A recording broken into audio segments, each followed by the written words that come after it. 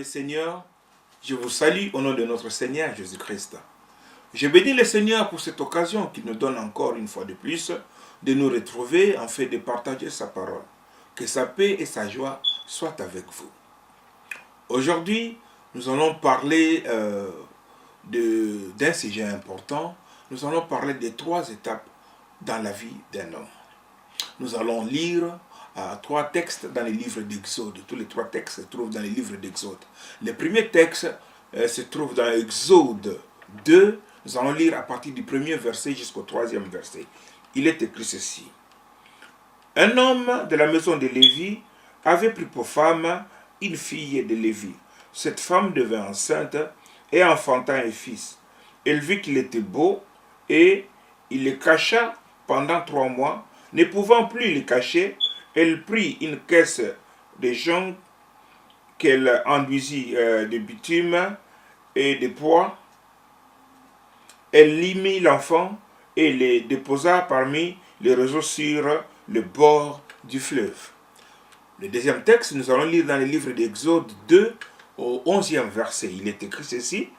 En ce temps-là, Moïse devenu grand, se rendit vers ses frères et fit témoin de leurs pénibles travaux. Et nous allons lire le 3e passage dans le livre toujours d'Exode, comme nous l'avons dit. Au 3e chapitre, nous allons lire le 4e verset qui nous dit ceci. L'Éternel vit qu'il se détournait pour voir, et Dieu l'appela du milieu des buissons et dit, Moïse, Moïse. Et il répondit, me voici. Nous venons de lire 3 textes qui ont marqué la vie d'un grand homme, d'un grand serviteur de Dieu, à la personne de Moïse. Sa naissance, sa prise de conscience et l'appel de Dieu. Il y a 3 étapes dans la vie de chaque homme ici sur terre. Le temps de l'innocence, le temps de la prise de conscience et l'appel de Dieu. Moïse est né en tant qu'esclave. En ce temps-là, Pharaon veut donner l'ordre de tuer tous les enfants. La mère de Moïse, vu que l'enfant était beau, elle a d'abord caché l'enfant, puis, ne pouvant plus la cacher, elle l'a mis dans une caisse et elle l'a déposée au bord du fleuve. Nous connaissons l'histoire, là, la fille de Pharaon, on l'avait retrouvée, et l'avait adoptée comme son propre fils. Et Moïse a grandi dans la maison de Pharaon.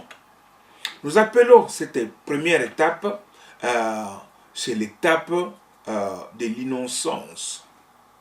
L'innocence, c'est l'étape de la vie où on n'a pas demandé à être ce qu'on est. Il y en a qui sont nés riches, il y en a qui sont nés pauvres, il y en a qui sont nés maladifs, il y en a qui sont nés handicapés, il y en a qui sont nés avec tel problème, il y en a qui sont nés dans une souffrance terrible, il y en a qui sont nés pendant la guerre, il y en a qui ont vu le jour, un seul jour et puis ils sont morts. Donc cette étape de la vie, personne n'a le choix de se décider, voilà, non, moi je vais naître américain, moi je vais naître blanc, moi je vais naître noir, moi je vais naître chinois. Personne ne le demande. On est né comme ça, tel qu'on est. Moïse est né esclave. Son père et sa mère étaient esclaves en Égypte. C'est la période où on n'a pas de choix à faire. Où nous subissons l'influence de l'extérieur. La rencontre avec le monde. On vient au monde, on découvre le monde. Avant même de connaître le monde, son action nous influence déjà. Lorsque l'enfant est dans le sein de la mère, lorsqu'il sort du sein de sa mère, il trouve une autre influence contraire à celle qu'il vivait lorsqu'il était dans le sein de sa mère. Au départ déjà, l'influence du monde extérieur est sur lui, active sur lui. Avant de se connaître, il apprend d'abord à connaître qui sont autour d'eux. Il entend des voix, il apprend à reconnaître les voix, il apprend les gestes, à vivre comme ceux qui sont en face de lui. C'est ainsi que l'enfant apprendra à marcher, à parler comme les gens qui sont à son milieu. Cette époque de l'innocence, nous sommes tous passés par là. On n'a pas à condamner personne pour cela. Si tes parents sont pauvres, il ne faut condamner personne. Pourquoi mes parents sont pauvres? Pourquoi je ne suis pas né riche? Personne n'a les choix à faire concernant cela. Mais une bonne nouvelle est que tu peux changer cet état de choses. Moïse n'a pas demandé à être prince en Égypte. Ses parents étaient esclaves, mais lui, il s'est retrouvé prince en Égypte. Respecté, honoré, éduqué, élevé, comme tout bon prince en Égypte.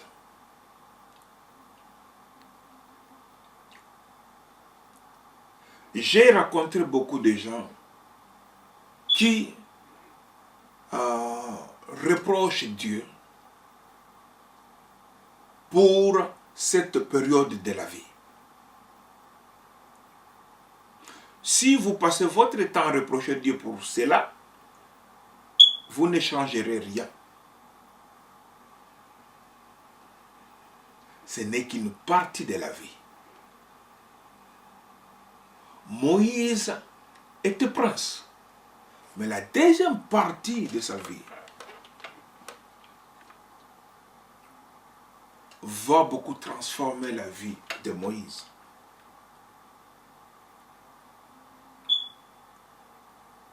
Mais cette deuxième partie ne concerne pas tout le monde. Parce qu'il faudrait prendre conscience réellement de ce qu'on est. C'est la rencontre avec soi-même. Il y a eu cette rencontre. D'abord, on se reconnaît pas. On reconnaît d'abord, on rencontre le monde extérieur. On subit l'influence de ce monde extérieur. On regarde tel papa. Vous allez voir les enfants souvent, ils copient leur papa. Les garçons copient son père, la fille copie sa maman. Même pendant les devoirs à l'école, il prend l'exemple de son père, ou bien d'une star, ceci, cela. C'est tout à fait normal. On cherche à apprendre quelque chose, à devenir quelqu'un, à devenir quelque chose. C'est pourquoi on cherche le modèle parmi tous ceux que nous voyons. Mais il y a une période de la vie où l'homme cherche à savoir qui il est réellement. Et cette période de la vie n'est pas donnée à tout le monde. Et ça, c'est personnel. Ce n'est pas la faute de Dieu. C'est un problème personnel. Chacun, là où il doit un jour se poser des questions. Parce que l'influence du monde et l'influence de votre environnement va un jour croiser la personne qui est en vous. Et cette personne, devant tout ce qui se passe, lorsqu'il atteint la maturité, va commencer à réagir contre cette influence extérieure. Et va chercher à savoir qui il est réellement. Cette partie-là, on s'affronte avec soi-même. Connaître ses vraies faiblesses. Connaître ses vraies réalités. Connaître ses vraies capacités. Le masque doit coûte que coûte tomber. Vous savez, lorsque nous sommes venus au monde, les gens nous ont dit ce que nous sommes, ce que nous devons être. Comme on avait dit à Moïse. On a dit à Moïse que tu es le fils de la fille de Pharaon, que tu es prince en Égypte. Cette information, Moïse n'est pas sortie de Moïse. Moïse l'a entendu. Et il a constaté autour de lui le respect qu'on lui rendait, l'honneur qu'on lui rendait. Cette information, il l'a apprise de l'extérieur. Mais un jour, il entendra d'autres informations. Et il voudra savoir qui réellement il était. Et lorsqu'on raconte qui réellement on est, et pour cela, il faut en tout cas beaucoup de courage. Beaucoup de gens ne veulent pas, n'arrivent pas à accepter, à reconnaître ses faiblesses, ses qualités, ses vraies valeurs, à reconnaître que j'ai un mauvais caractère, à reconnaître que je suis pauvre, à reconnaître que je suis ceci, je suis cela. Vous devez arriver à ce point-là et admettre accepter votre vraie identité. Vous devez laisser tomber le masque. Vous devez vous dire, en réalité, je me dis, on m'a donné le nom d'Obama. Mais Obama, c'est le président des États-Unis. Moi, je ne suis pas Obama. Moi, je suis Chitoko. Moi, je suis Matima. Moi, je suis Kongolo. Moi, je suis Kibiedi. Moi, je suis Kakoni. Il faudrait que tu arrives à ce point-là. Parce que beaucoup de gens vivent dans les illusions de noms qu'on leur a donnés.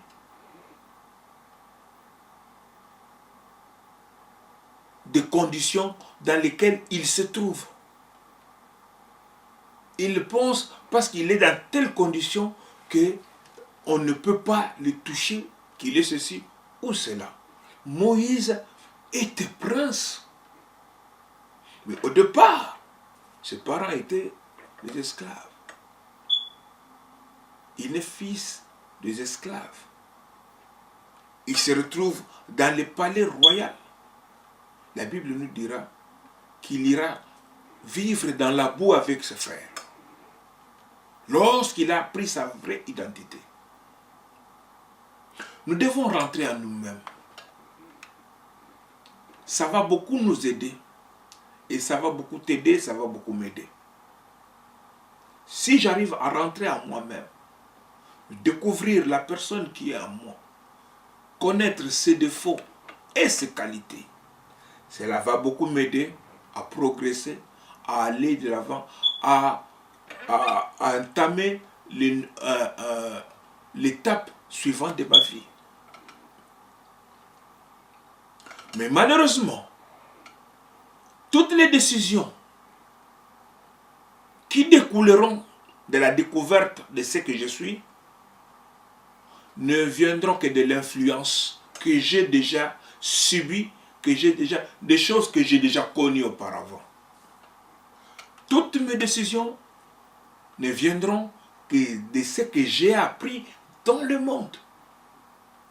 Quel que soit ce que je sois. Moïse devenu grand, lorsqu'il a vu un Égyptien qui frappait son frère hébreu, qu'est-ce qu'il a fait? Il l'a tué. comme il avait pris dans la maison de Pharaon. Il a été prince, il était là pour défendre tout Égyptien. Maintenant, il est hébreu, il fait de même.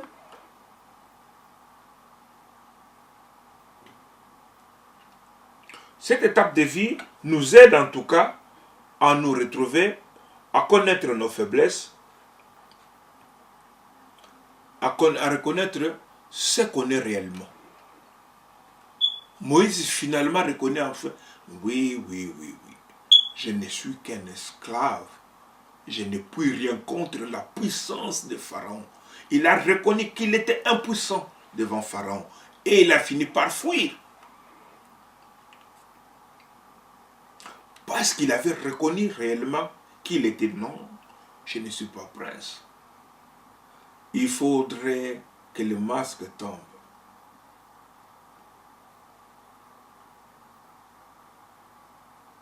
Vous devez reconnaître qui réellement vous êtes pour que vous puissiez aller de l'avant. Arrêtez de vivre dans les illusions de ce que vous avez,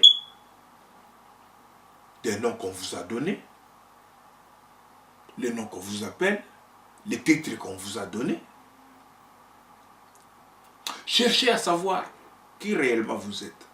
Parce que ce n'est que par la connaissance de ces choses que vous pourrez accéder facilement à affronter la troisième étape, qui est celui de la rencontre avec Dieu. Il y a eu d'abord la rencontre avec le monde extérieur, la rencontre avec soi-même, avec vous-même, et la dernière rencontre, c'est la rencontre avec Dieu. Tout homme doit arriver à ce point-là. La rencontre avec Dieu. La rencontre avec soi-même ne nous fait pas découvrir notre état d'âme. Elle nous fait connaître nos faiblesses, nos qualités, nos valeurs, ce que nous sommes réellement. Mais la troisième partie, ou la troisième étape de notre vie, la rencontre avec Dieu, celle-là, elle est capitale. C'est celle qui peut changer le courant de votre vie. Tout ce que vous ferez sans Dieu, c'est ce que vous avez appris à l'école, c'est-à-dire l'influence du monde extérieur, et ce que vous êtes. Si vous voulez aller à un autre niveau, cela ne viendra pas du monde extérieur, ni de vous-même, mais de Dieu. Parce que lui, il est le créateur. Il vous connaît mieux que tous. Il vous a créé pour un but. Et ce but-là, vous ne le saurez que lorsque vous allez le rencontrer. Voilà Moïse qui se disait que c'est fini. Je ne retournerai plus en Égypte. Il s'est même marié là où il était. Mais l'œil de Dieu était toujours sur lui. Bien-aimé, je te garantis que l'œil de Dieu est toujours sur toi. Tant qu'il ne t'a pas encore rencontré, il ne cessera jamais de t'envoyer ce messager. Si tu vois les gens venir à toi pour te parler de Dieu, ne pense pas que c'est pour rien. Non, c'est parce que Dieu veut te rencontrer. Il a une mission spéciale à te confier. Tu as déjà rencontré le monde. Tu as fait la rencontre avec toi-même. Pourquoi évites-tu de rencontrer Dieu? Mais si tu l'évites, si tu es dans son plan, il ne te laissera pas.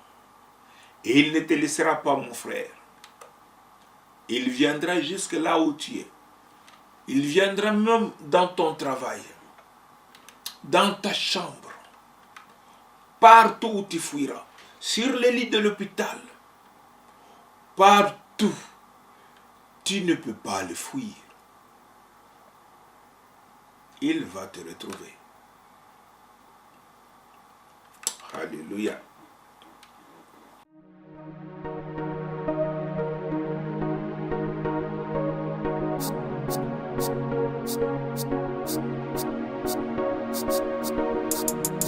Bonjour à tous, c'est moi Dorcas Dabita Elonga, votre présentatrice Soteria Media.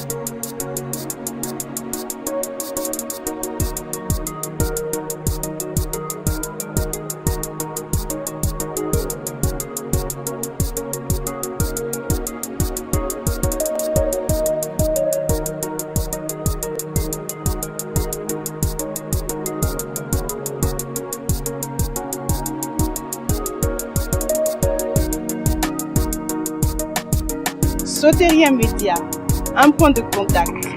Le contact avec votre environnement.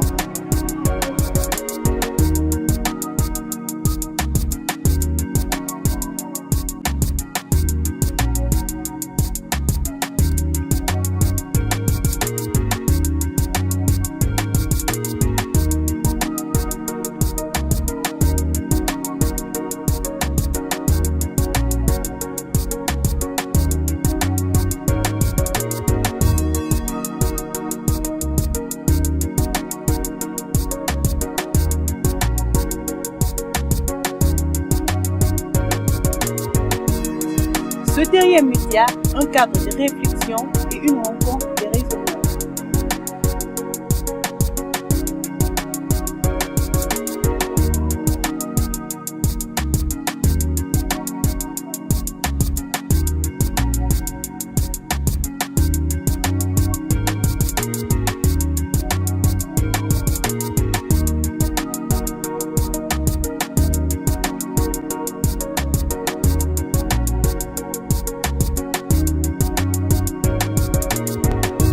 Soteria Media, un instrument pour se découvrir et découvrir les autres.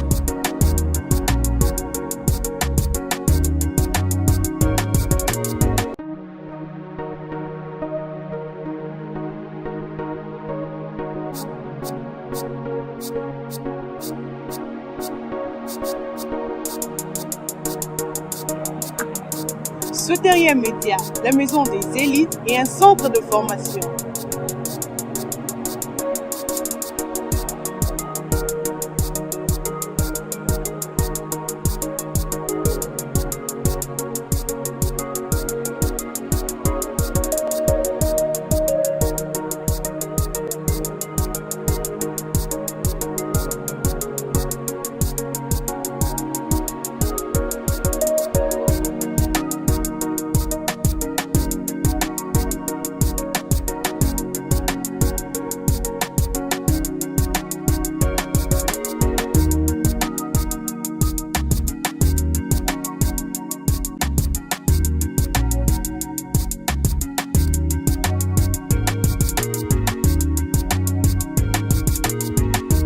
Avec Soteria Media, marque le point.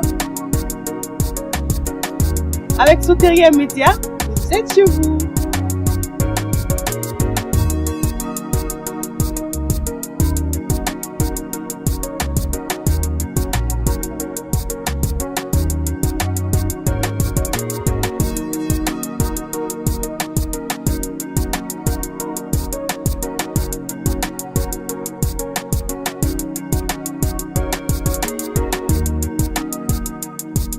Soteria Media vous offre des programmes très variés.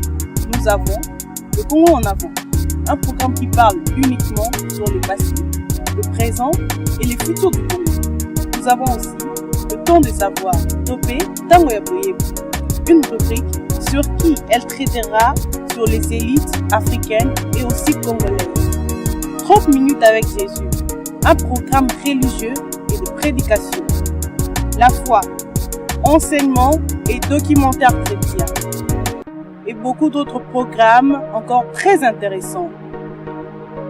Dans un avenir très proche, vous aurez des films réalisés et produits par Soteria Media. N'oubliez pas de visiter www.soteriamedia.net.